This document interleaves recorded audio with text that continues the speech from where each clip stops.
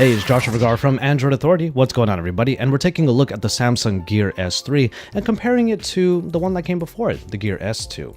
Now, you're going to notice in this video that I'm focusing on the Gear S3 Classic and the Gear S2, the original one that doesn't have the classical look. Now, I keep using the word classic because that's basically where the Gear S3 derived its main look from. The Gear S2 original is the only one in the Gear S line that actually looks the way that it does, with the somewhat more sportier look.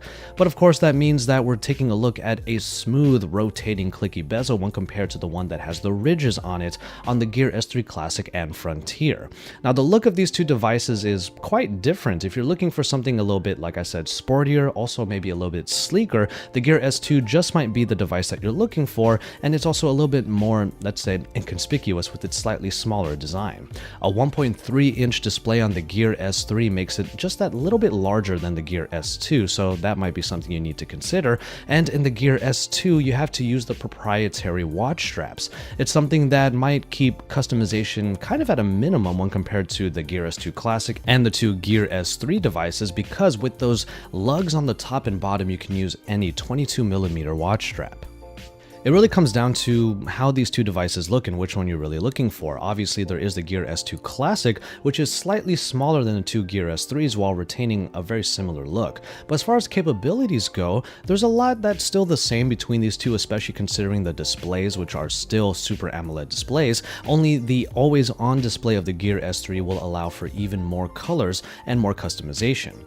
From there, however, you also get LTE connectivity on the Gear S3 Frontier line, which will allow for the watch to be even more standalone because you can then receive notifications and even take calls, which you can do on both of the Gear S3s using the speaker and microphone combo.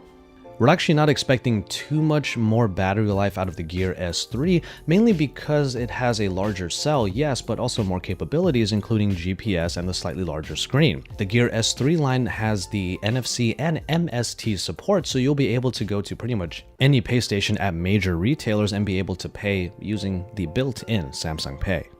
The app ecosystems for both will remain the same, so even if you get new applications on the Gear S3, you will still be able to use them on the Gear S2 as well. So there are some main changes between these two devices, but not so much that you would have to put away or replace your Gear S2 if it's already performing well and you don't need the new features. If you are in the market for a new smartwatch or even your first one, mainly it'll come down to the looks of these two devices and the very few features that actually put the Gear S3 that much farther forward than the Gear S2. We have yet to hear really what the main release date and price will be for the Gear S3, but right now the Gear S2 is still available and it will not be replaced by the Gear S3 when it is released. So you can take a look at both of these devices, not necessarily as one over the other, but as two in the same line from the Samsung Gear line. Keep it tuned to Android Authority for even more about the Gear S3, including more comparisons, and when we get our unit, we'll bring you our thoughts in a full review. Stay tuned to Android Authority's YouTube channel and head on over to AndroidAuthority.com for more about IFA 2016, because we are your source for all things Android.